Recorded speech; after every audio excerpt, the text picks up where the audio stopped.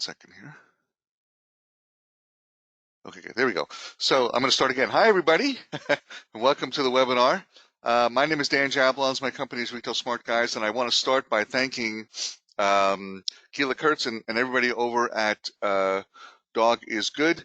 It was actually their idea to do the webinar, so I really appreciate that and appreciate their ideas. They're a really wonderful vendor and vendor partner, and I encourage you guys, when this is all said and done and you're looking at things to fill your stores with, I definitely encourage you to talk to them.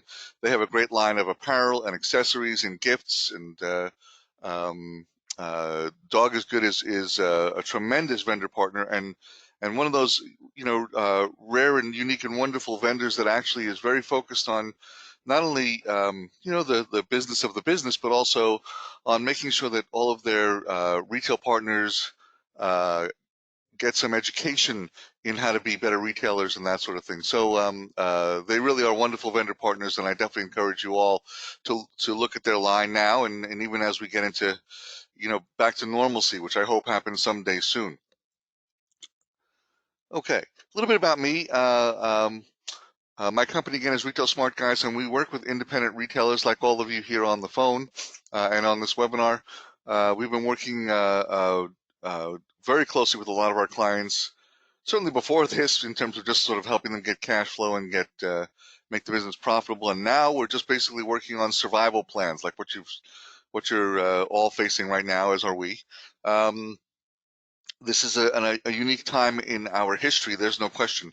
And so we need to make sure that, we're doing everything we can to make this work and to get everybody through it. And, I want to say this, we're retail experts. We're tied into a lot of retail information that's happening out there in the marketplace, and a lot of very important information because, the difference, I guess, between us and most independent retailers is that we talk to lots and lots more retailers than you do, so we get to see what people are doing, and we're also talking to other retail experts like everyone over at Management One, and we are collecting up a tremendous repository of information as this thing unfolds, and as we all try to get through it, and as we all try to make it all through this episode and looking towards the future and looking towards when we finally get back to some level of normalcy, which I really, really am hoping that happens at some point soon. I'm going to talk about that in a little bit here. Okay. All right. So let's just sort of kick in here. Okay.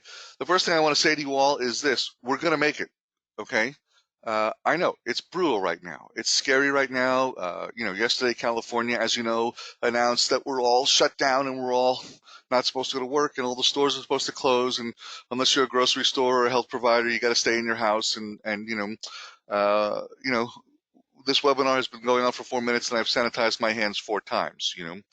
All that to say, right now you have to start to think strategically and think in terms of futures. It's very easy to get sucked into the, oh my God, I'm closed and I don't know when I'm going to open. And the California order said it's basically a month that we're all shut in and that kind of stuff. I'm hoping that the curve on the outbreak flattens sooner than later, and that we can start to make our way back, okay?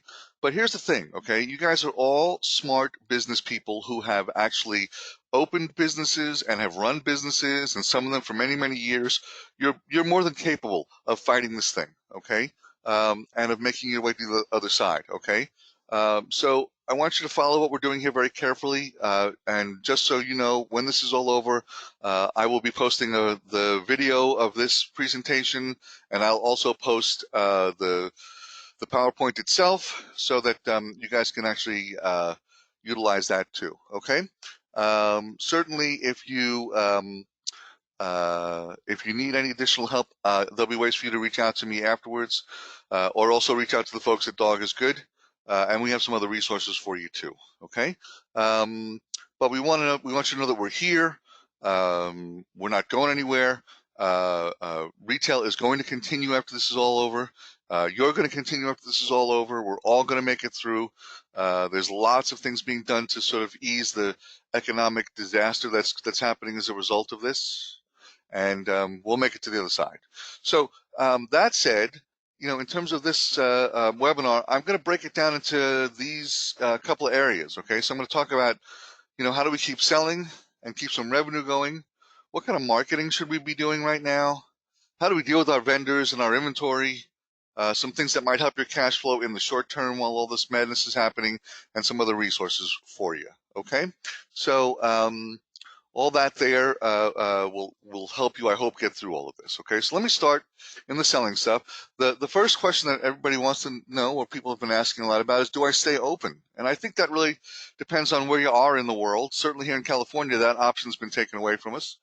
My real feeling is, if you can stay open, be open, but for limited hours, as long as you're safe, that you're cleaning the store a lot, that your employees are okay, that you're okay, that there's not even the slightest trace of anything um, affecting this virus that would happen near you or around you. You really have to assess it based on where you are, because if it goes the way it seems to be going and more areas are shutting down, you want to try to collect up whatever you can in terms of revenue to get to the point where you can't collect any revenue anymore, right? So if you can stay open, stay open. But I have another feeling about that too.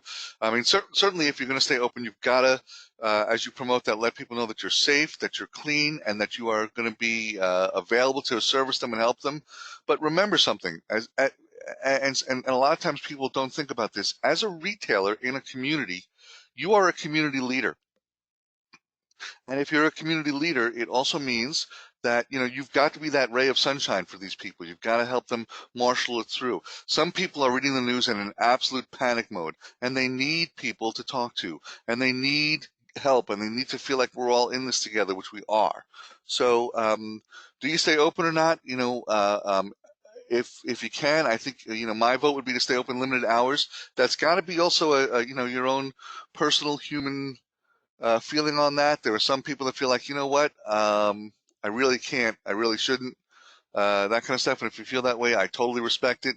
If you can stay open and you can help people, that'd be great. Like, as an example, by the way, one of my clients that's in the footwear business yesterday had a kind of a monster day, which they didn't expect.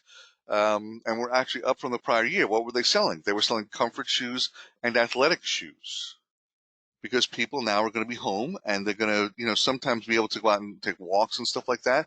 And that's what they needed. They needed that now. So if you've got stuff like that that helps your community and helps those people, I certainly recommend that you stay open. I've seen other emails from other retailers where they talk about things like quarantine chic.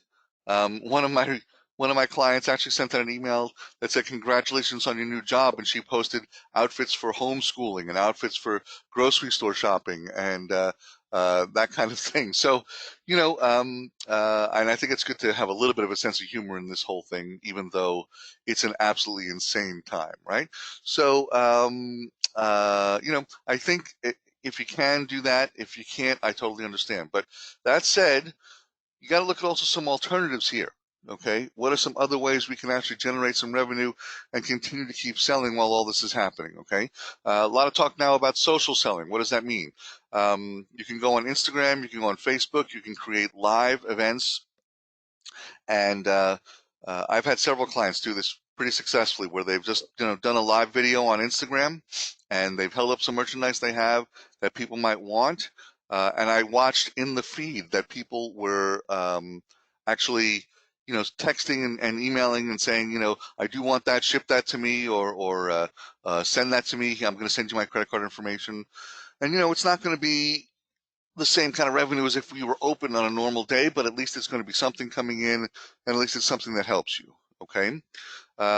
Certainly offering curbside selling is a great way to keep the revenue going, right? So let someone call you up or visit your website, or however they're going to get to you. Take some merchandise and bag it up for them, box it up for them, and then you can run out and put it in the trunk of their car and, not touch them, but just put it in their trunk, put it in their car, and wave to them from a safe distance and send them on their way.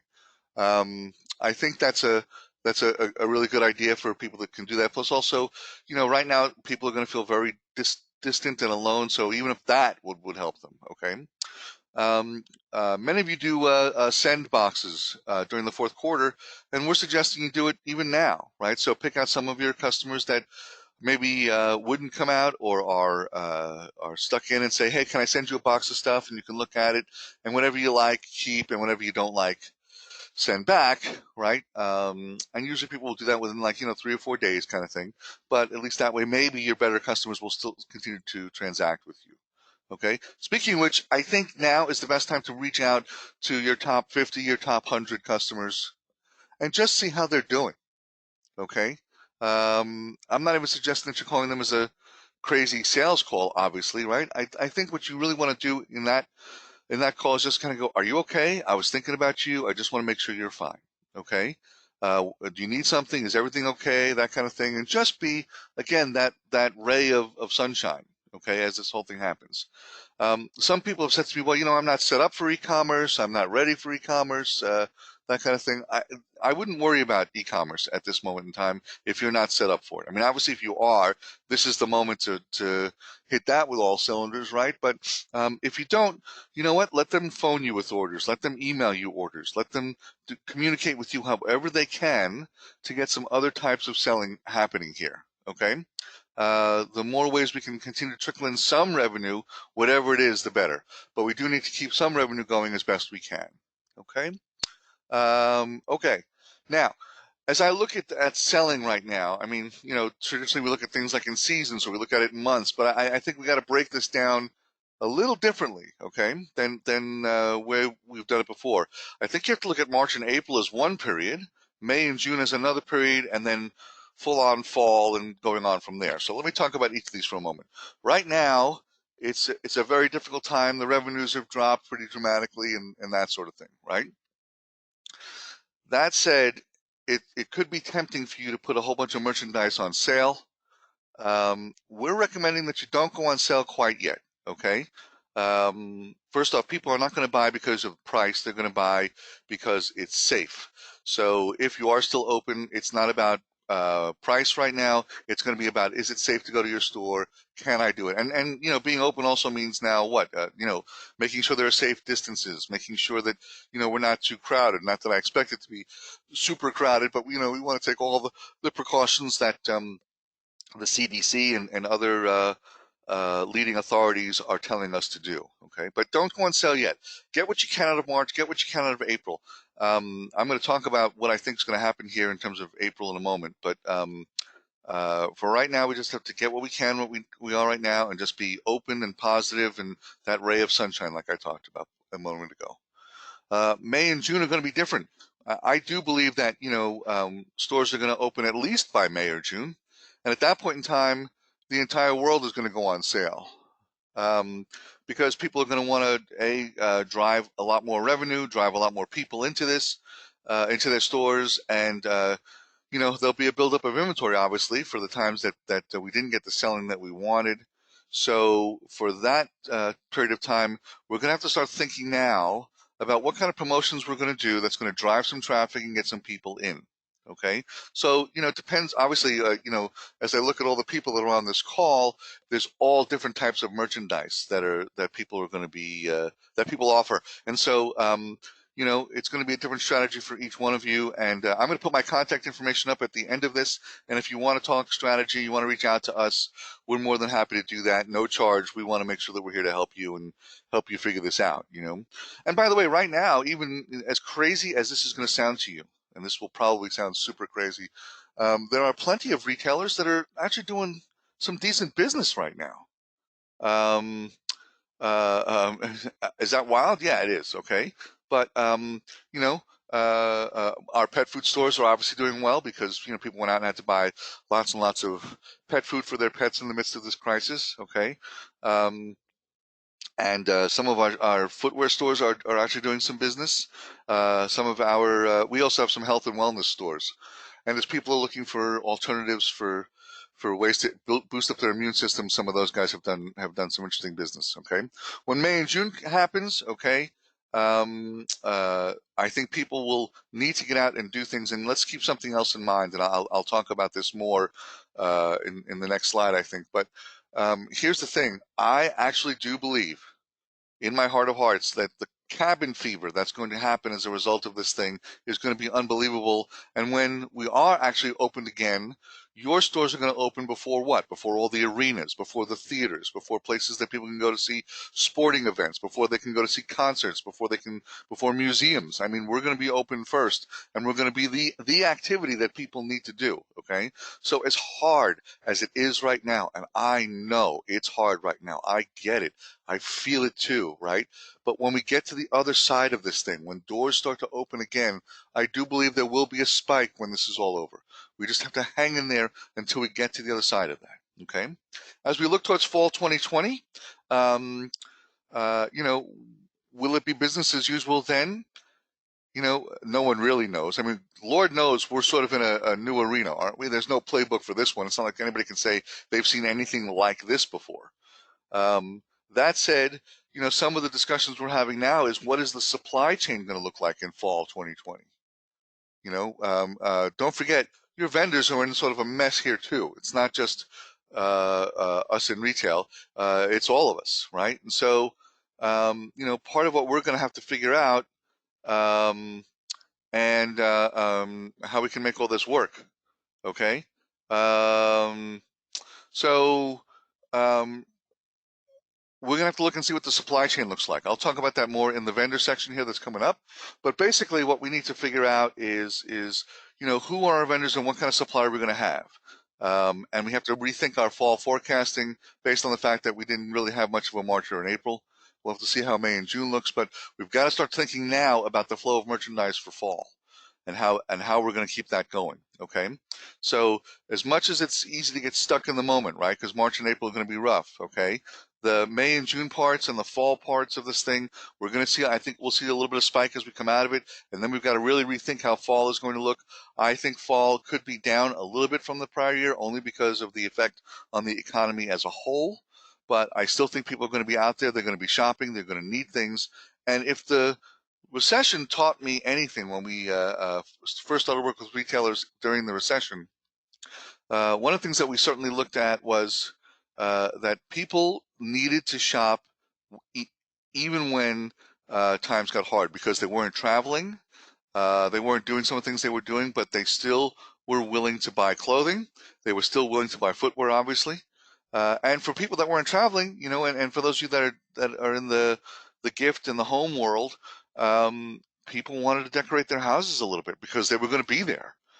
So do I think fall is going to be a little bit down? I do, but I think it's going to be a time where we're going to those of us that plan for it well will actually see some increased market share as a result, because not people are going to panic and do the wrong things, and those who have a plan and those who are actually executing on that plan will have a decent fall 2020.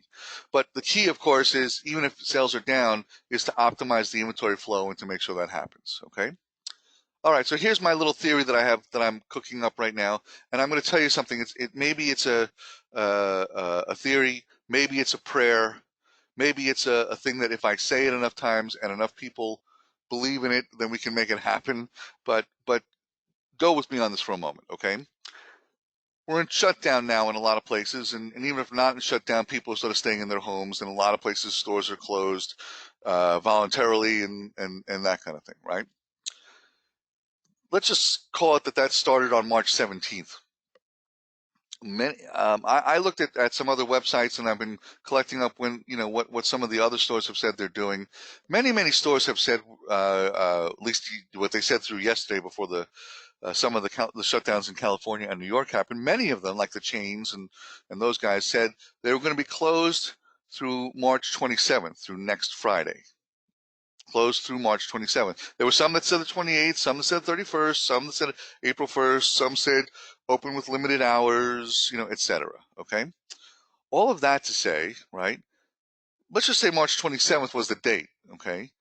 They're going to be shut in for 10 plus days. And I believe that the cabin fever that's going to strike people as a result of being shut in for that length of time is going to be unbelievable. Okay, we as Americans are just not accustomed to this. One of my clients said to me that the nation is asking us to hunker down. The world is asking us to hunker down. and we're not good at hunkering so much. You know, we like to get out. We like to be amongst the people and stuff like that. We're not good at being shut in.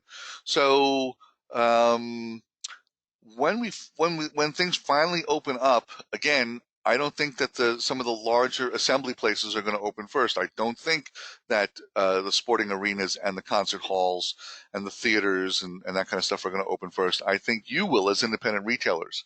As such, I do think there will be a spike that happens as soon as we're able to go back and live some modicum of society. Now, when is that going to happen? When is that line in the sand going to occur?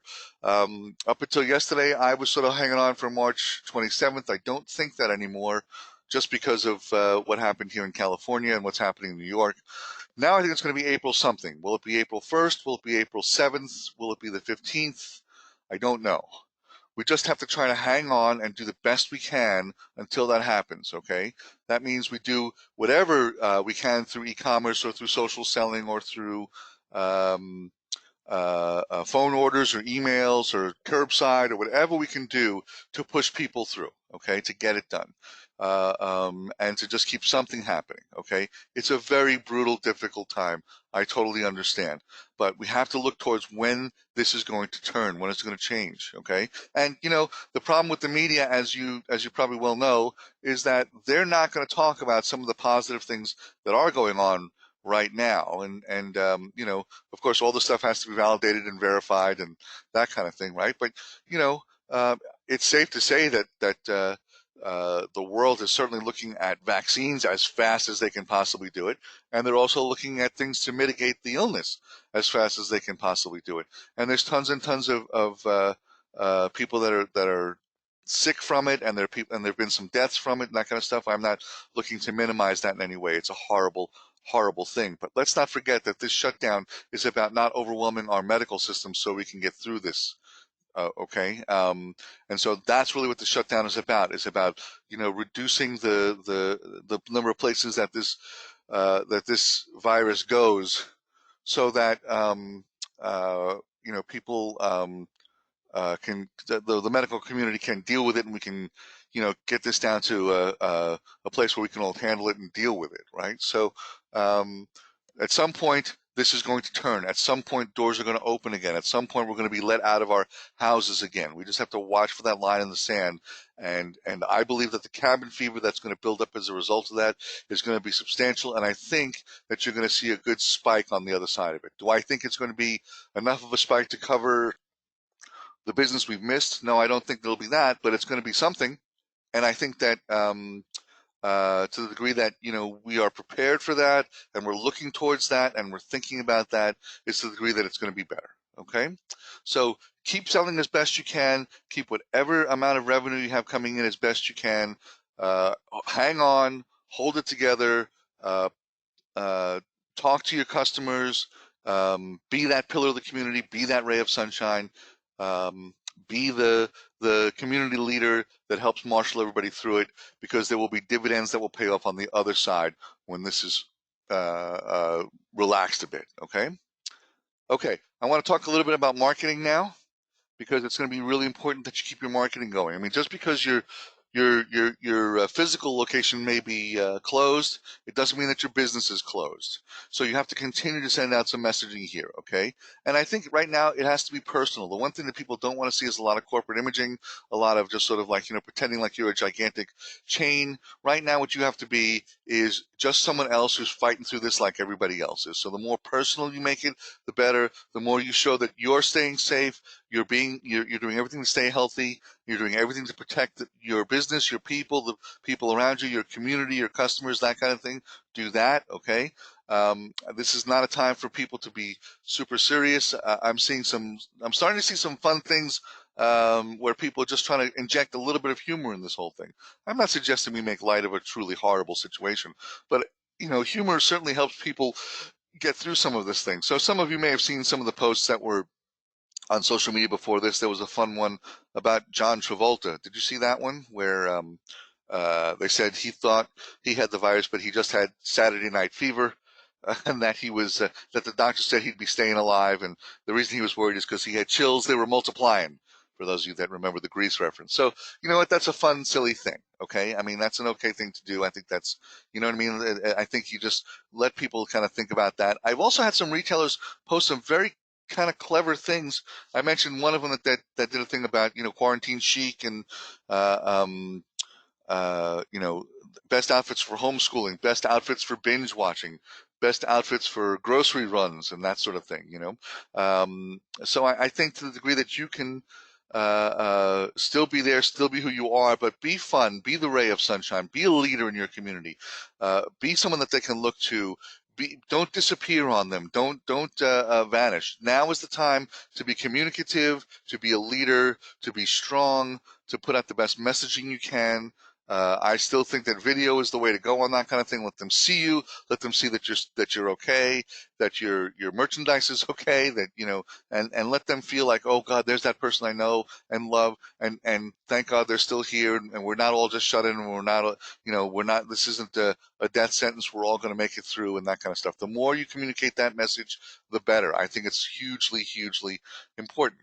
Along those same lines, there's things that people are doing right now to make people feel better. And again, I think that will pay dividends going forward. I coined this little phrase last week, and I'm using it a lot. Social distancing is not emotional distancing. Just because I'm 6 feet away from everybody doesn't mean I have to be distant from them. In fact, it's more important to communicate now than it has ever been, right? Reach out to people. Reach out regularly. Are you making it through? Do you have enough groceries? Are your pets okay? Are you okay? We're going to get through this. I mean, continue to tell people we're going to get through this. Continue to post positive messages. Create demand where you can for products that are appropriate right now. And cross-promote. Lots of my retailers now are promoting the restaurants that are near them and saying, hey, listen, you know what? Those guys are struggling too. It wouldn't be bad to get a little takeout from so-and-so restaurant. Let that restaurant promote you too. This is a good time to cross-promote, lock arms, figuratively, not actually, right? But it's a good time for us to all sort of like band together and get through this together. Also, this is a great time for you to focus on building up your audience, right? Building up your followers, building up the people that like your page and that kind of thing. For how many times have you said to yourself before this thing happened, boy, I really want to get more followers. I want to get more people who like me. I want to get more people who are, liking my page, that kind of stuff. If I only had the time because you were in the store and you were busy. Well, this is the time now to do that, right? So, as you post things, the use of hashtags is more important than ever before. And so it's a good time for you to do a little work, a little research into what the right hashtags are. Hashtags need to be specific, and they need to be, they can't just be like, clothing or fashion. That's not a hashtag that's going to get you anything, right? Hashtags that are more specific to your merchandise and your customer base and that sort of thing are the key to getting through all of this. Okay, so take this time right now while you're at home, while your store is not open, while you're doing whatever social selling you're doing, that kind of stuff, to do a little bit more research on what are the best hashtags, what are the hashtags that your brands are using, what are hashtags that other retailers who you admire are using, and start to utilize those in your posts, because those hashtags will show up in other people's feeds in Instagram and in Facebook and that sort of thing, and that will actually get them to maybe like your page and like you on Instagram and go check out your website and that kind of thing. This is the time right now, while all this is happening, to build your audience, to get more people there so that when the switch goes back on and we are able to go out and shop again, that we can that we have a good audience there to promote what we want to do for when the doors open again, hopefully in April, and certainly when we do things in May and June, and certainly for fall of 2020. Okay, this is the time to build that. So take some time, research that, figure out the hashtags. Okay, cross promote other businesses, stay emotionally connected. Okay, to your customers, to your potential customers, to your community at large. Do everything you can to continue to put your voice out there. Do not back away. Okay, and if you need a moment to sort of like have your own moment where you're like freaking out, okay, do that. But once you're out there marketing, be the leader, be the positive voice, be the person who's going to get them through it. It's a critical thing. Okay. So let's talk about vendors. Let's talk about the inventory, where things are at right now. Okay. Obviously, it's a crazy time, and you know, your vendors are not feeling great right now either, right? But for at this red hot second, you know, I would certainly tell you that probably the best advice we have is that you've got to tell your vendors that they have to talk to you before they ship. If you're in an area where you're closed down, then certainly, you know, you can't take shipments right now, right? So tell them to hold off on that. Okay. Some people, by the way, along those lines are also contacting their credit card company and saying, please do not authorize any non-chip transactions on my card right now. Okay, to try to curtail those kinds of things. Okay, by and large, I'm finding that the vendors are working with people and they're holding back on shipments because they recognize that, you know, they may, that box may arrive at a door that's where nobody's answering, and they also recognize that, you know what, no one anticipated this, and you've got some inventory there, and um, you need to be careful about that. That said, you know, you have to look at every shipment carefully and look at your inventory very carefully, right? Because again, when the switch is thrown on this whole thing, okay, and when we start opening again, you certainly want to have the inventory in place to sell to customers, okay? You may have that already built in, but if you don't, you know, this is a good time to assess, what do I really have, okay? Certainly, you've got to ask your vendors for help. There are many vendors that are offering dating, you know, longer than what was there, offering discounting, offering other solutions for things, you know, offering to kind of rethink how shipments are happening. Okay, so, you know, remember, your vendors are your partners, and you want to make sure you're partnered with them. That, to that degree, I'm a big fan of the vendor scorecard. Now, the vendor scorecard basically is something that I learned while I was actually doing some consulting work for a manufacturer, and they were doing business with Walmart, and Walmart actually put together a vendor scorecard by which all vendors were measured, and we learned what that was. We learned how they were utilizing that. So I actually have one of those put together for independent retail. If you are interested in that, certainly email me that you'd like a vendor scorecard. I will send you a sample one with some instructions on that. Most point of sale systems have the ability to give you reporting on receiving and selling and on hand, which is part of the whole vendor scorecard thing. Okay. And you need that to assess, like, are you getting the cash out of the goods that you're working with a vendor? It's an important negotiation tool, certainly. It's an important way for you to also assess vendor by vendor who's helping you and who isn't helping you. So, you know, it's also a good time while you're in this mode to really do some study of your vendors and do some vendor scorecarding and figure out who's actually helping you with cash flow and who isn't. And the last thing I would say, especially right now, okay, if you're getting phone calls about, you know, paying bills and collections and stuff like that, this is not the time to hide.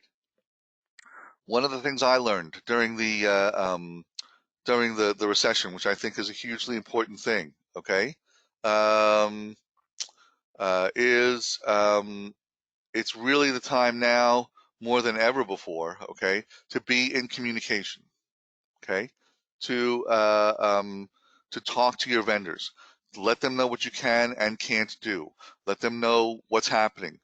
Be open and communicative, even with the factors, and especially with the factors. It's an important time to stay in communication. Tell them what's happening with you. Like if you're a California retailer, if you're a New York retailer, if you're a retailer where you've been told, you know,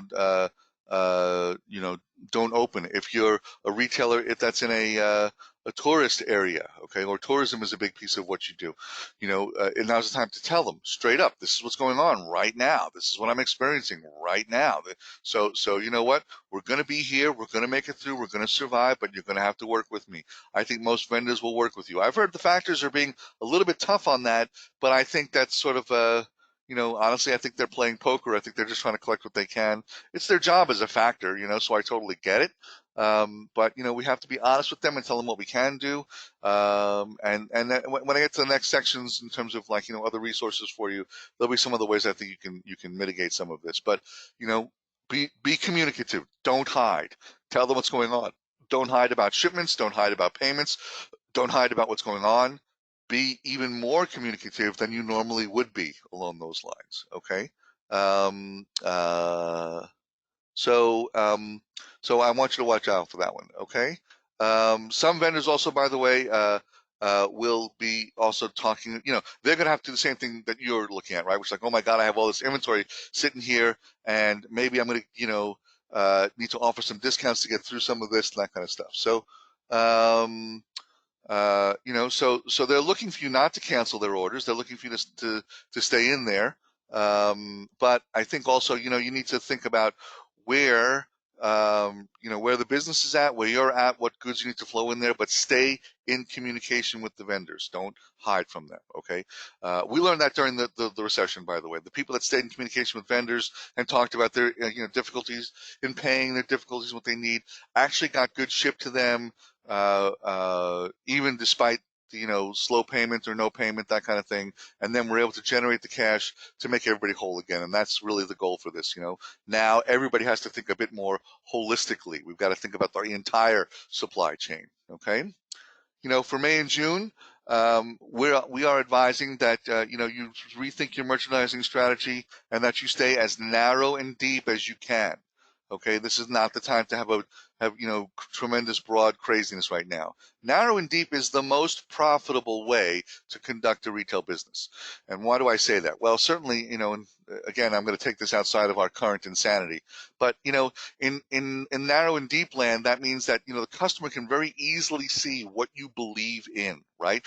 You might think, gee, if I took every blouse known to mankind and put it on a wall and told my customers, look, here's every blouse that there is, pick what you want, they wouldn't be able to do it. It's way too much of it's way too hard on them. It's way too difficult to make that choice. But if it's narrow and deep, they know what you believe in as a retailer. They know what you like as a retailer, and that means that they know what to buy. They actually have a direction. They see it, So you want to be narrow and deep. You want to make sure that that your customers, can see what you believe in, that your floor tells a story, right? This is the price point we believe in. This is the fabrication we believe in. This is the color story we believe in. If you're an apparel retailer, if you're a gift retailer, this is the, again, price points we believe in. These are the vendors we believe in, etc. Certainly, sustainability was a big deal before this, right? So I think afterwards it's going to be even more of a big deal. So the more you can talk about sustainability of product and what your vendors are doing to maintain sustainability, I think is an important thing. Okay. I put the vendor scorecard note on here again because, again, as you start to look towards May and June and also towards fall, you've got to really assess which vendors are doing the best for you. You're going to have to generate more cash. You're going to have to generate more profitability as we get out of the other side of this whole thing. That's going to be critical. And so vendors that you're selling through better than others and vendors that you're getting more full price selling out of than others are going to be the ones that you've got to focus on and really take a second look at, right? It may mean that you narrow your vendor assortment a little bit. It may mean that, you've got to figure out, these are vendors that maybe you liked, but your customer didn't like. We always say that the customer votes with their wallet, right? And so if they don't vote for a vendor that you voted for, take your hit, take the markdown, cash out, especially now, okay, and get to the next place with this whole thing, okay.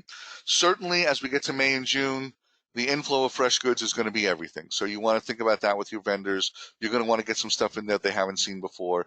They're going to be hungering once the doors open for new stuff, for fresh stuff. They're going to need some fun that's in there, and you're going to have to bring in new things that are there, okay? And I would certainly look for co-sponsored sales, okay? Not only, within your own community, right? Because I think that what's going to start to happen is that, there'll be lots of cross-marketing like I talked about on the earlier side, but also, let the vendors share in some of these markdowns with you. I'm going to go on sale. I need to mark all the stuff down to get more goods in here, help sponsor part of this markdown. I think they're going to be willing to do it.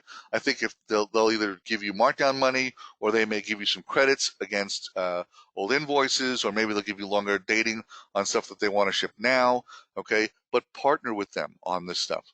Look, and again, if you're breaking up this time in your life into, March, April, May, June, and fall, you've got to have strategies for each of those. You've got to think about your selling strategy and your merchandise strategy for each of those, okay? For fall of 2020, I think you got to ask some tougher questions of the vendors once you're talking to them, right? What we're concerned about, what we're trying to figure out right now is what is the supply chain going to look like in fall? Okay, keep in mind that while you're shut down, we also have a ton of there's also going to be a ton of uh, vendors and manufacturing that's shut down, right? China was shut down for a very long time. Italy is shut down. So if you're getting any goods from there, right? I mean, how is it going to affect their supply chain coming to fall? That said, um, uh, don't just ask if you produce there.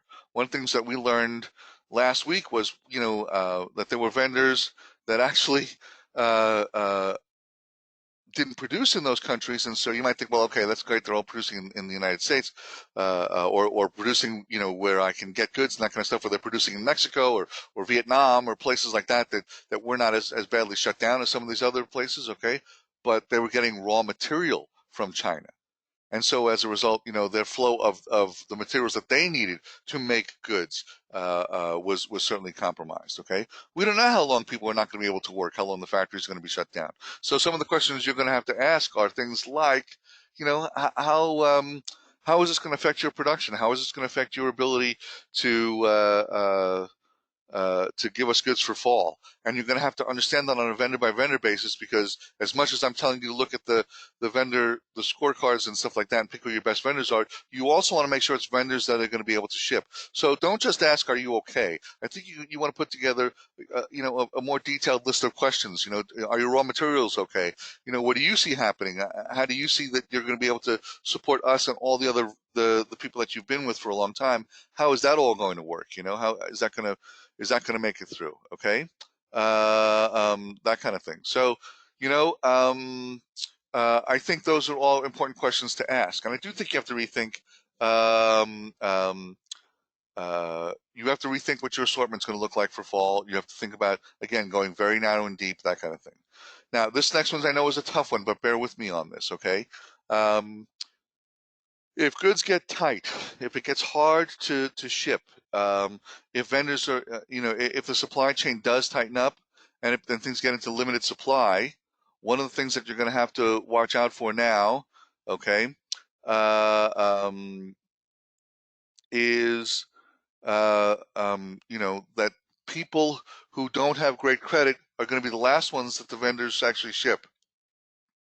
So as best as you can, you've got to keep the credit strong, right? You've got to stay in touch with these people and pay the bills as best as you can. I realize, that's going to be a very, very crazy thing, right? Because with sales cut off, some of you are not going to be in great positions to do that. So it's going to be important to maintain that relationship and keep it strong. But as best as you possibly can, keep your credit going there. Pay something. Pay your more important vendors. Pay the bills as best as you can. And again, I put the vendor scorecards throughout this entire section of the webinar because I think it's an important thing. I think we have to really assess who the vendors are that are helping us and make sure that you're lined up with them for fall. Okay. All right. So now we're going to talk about just a little help in cash flow. Okay. Um, we are certainly hearing lots of people talking to their landlords now. Okay. Now, I saw this happen in the recession. I'm going to talk about this for a minute or two. Okay. During the recession, people started to go to their landlords and say, "I need help on the rent. There's no way I can pay that kind of thing. There's no way I can pay the cam charges. There's no way I can do some of this stuff." Right. Um, Now, if you call up your landlord and you say, I'm struggling, they're going to say, yeah, we all are, but you're going to have to pay your rent, right? You may get a friendly phone call, you may not. But the phone call is not really the answer, I don't think. One of the things that we learned during the recession was that after the Wall Street Journal published an article that said retailers are asking their landlords for free rent, the landlords kind of all got a little smarter, and they went, okay, we're going to figure out how to say no to that, right? And one of the things that they actually got good at was asking you, well, where else are you where else are you making things better for you cash wise? So what are you doing about your staffing? What are you doing about your other expenses? Where's your marketing at? Et cetera. There's a lot of that happening, right?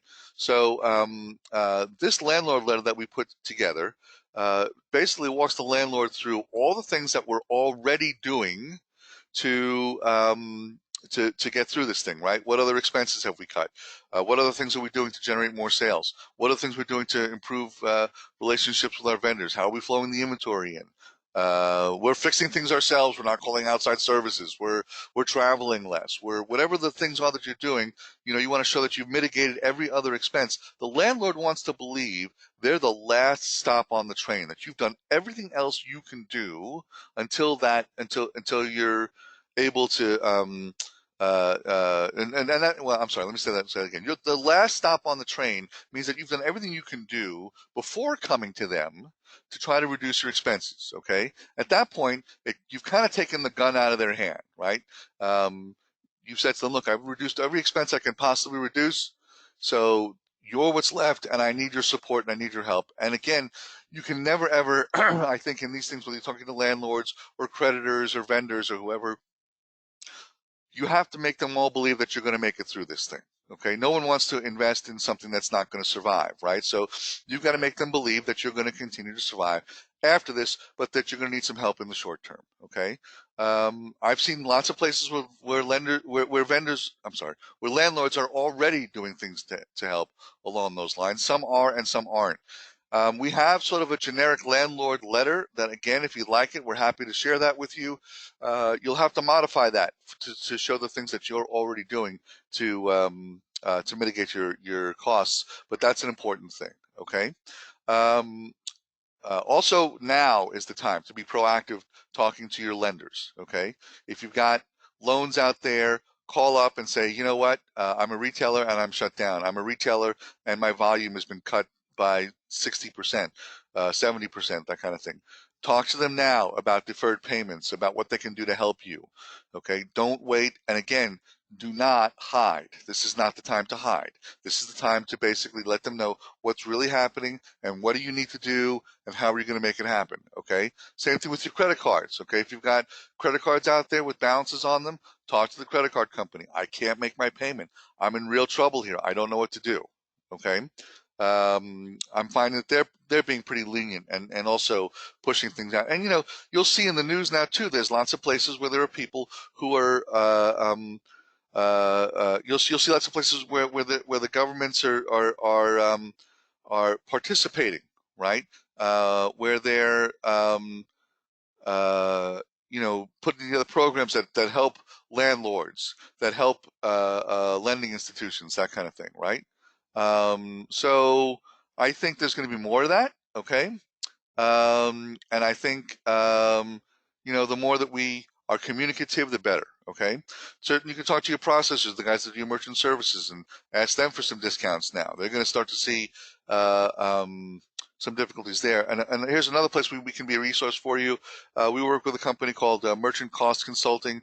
They do a great job of renegotiating those rates without forcing you to change processors, by the way. A lot of you that have been through the whole credit card thing for a long time know that sometimes credit card processors call you up and they're like, "Hey, let us, evaluate what we're doing, and we can do better on the rate." And they do that for 3 months or 6 months, and the next thing you know, they're not doing that, right?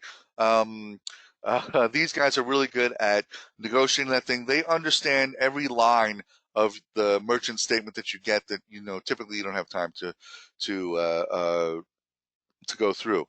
And understand, right? So they understand all that, and they know what the proper rates are on those things. I've had them work with a lot of my clients, and they've actually been able to cut people's merchant uh, um, merchant payments by the smallest I've seen is $300. It's more like $600 or $1,000 per location.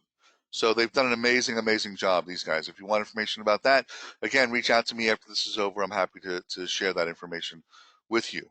Lots of websites now are posting about the SBA loans, and they've got a disaster relief program happening right now. I'm sure they're being flooded with applications. If you need to do it, do it. Okay. I think, again, governments are going to recognize that there are certain industries that are going to be hit super hard by this, and ours is one of them. And I think they're going to do things to make that happen. And certainly, this is a time right now to basically look at your break even. What do your expenses look like? Many of you are talking to me about, what do I do about my employees and that sort of thing. It's a very hard question, I know. Lots of people are basically dismissing them and inviting them to apply for unemployment, and then they'll hire them back when this is all over. That may have to happen. You have to sort of assess which ones you need and how late you going to stay, how long can you stay open, and who are the most important people to you right now. And look, we want to again support everybody here, and I don't want to create a culture where we're just firing everybody. But your business has to survive first. You have to survive. And then when you're on the other side of this, then we can make up for all of that. Okay. If you need help putting together a break-even analysis, reach out to us for that also. Okay. Okay. There's some other resources for you. First off, I have another slide that's got all my contact information, and I'll leave that up at the end here. We're getting close to the end of the webinar, and I want to leave some time for people if they want to send me some questions. Okay, but we're also affiliates of a group called Management One. Management One are the guys that do the merchandise planning and open to buy software for us, and certainly they've got an amazing blog that's happening right now, and I put the link to that there. Again, once you get this from me, you'll be able to click on that link and go and look at that. And that right now, what we're seeing, interestingly enough, you'll see that they're posting there. How are people doing versus last year and doing versus our plan? And right now, people are down month to date about 30%. We do expect that's going to fall a lot more, obviously, as stores are closing and that kind of thing. But it kind of gives you sort of a barometer as to where you're at.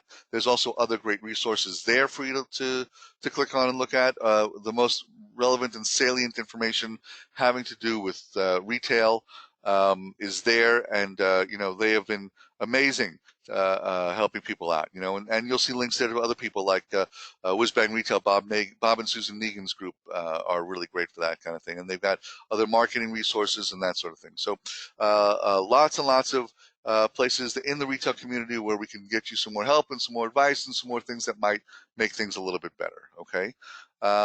Okay. So here is all of my information. Okay. There's the website. That's my cell phone there. That's my email address, and I want you to feel free to call me directly, email me directly with anything that you're concerned about, anything that you're worried about. We're going to make it through this whole thing. We're going to make it. We're all going to survive. And if you need some help and some counseling, we're not charging for any of that right now. We want to figure out how to help you. Certainly, it's a good time for us to do some inventory analysis with you and help you figure out, like, where are you profitable, where are you not profitable, what would make things better for you, that kind of thing. So please, if you need some help, reach out. Again, I will be sending out this webinar information, so that you can grab this information again, but start to think strategically about the things we've talked about. Think about your selling, think about your marketing, think about how you're dealing with your vendors and that sort of thing. Think about how you're going to create some more cash flow. Constantly look for more information. Watch when the door opening thing happens again, so we can figure out how to make that happen. Okay? So that's my presentation for today. If you have questions, then please use the chat function. That's probably going to be the best way for us to do this, and I'll answer them as best as I can right now. Okay? Or if you have any other comments or that sort of thing, some of these are coming in right now. One of the guys here, Richard O'Reilly from Spider Surf, says that his vendors have frozen any returns, but are offering big markdown discounts and big discounts on future orders to keep them from canceling. So I can see that happening, and thank you, Richard, for that comment. I think we're going to see more and more of that, and I think we're going to see vendors partnering with you to keep the flow of goods going. Flow is everything. Flow is how we fix the problems that we have here right now.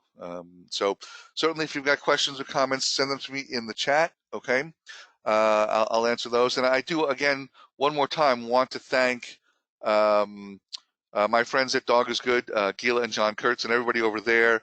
Fantastic vendor partners. They have a great line.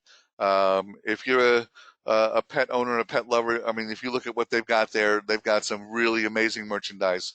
And as things loosen up and as you're looking for interesting things to put in the store, they are one of my favorite brands. So certainly talk to them. Go to dogisgood.com and take a look at what they have. Okay. So I'm just going to keep it open here for another minute or two. If there's questions you guys have, shoot them my way, and I'll do my best to answer them here.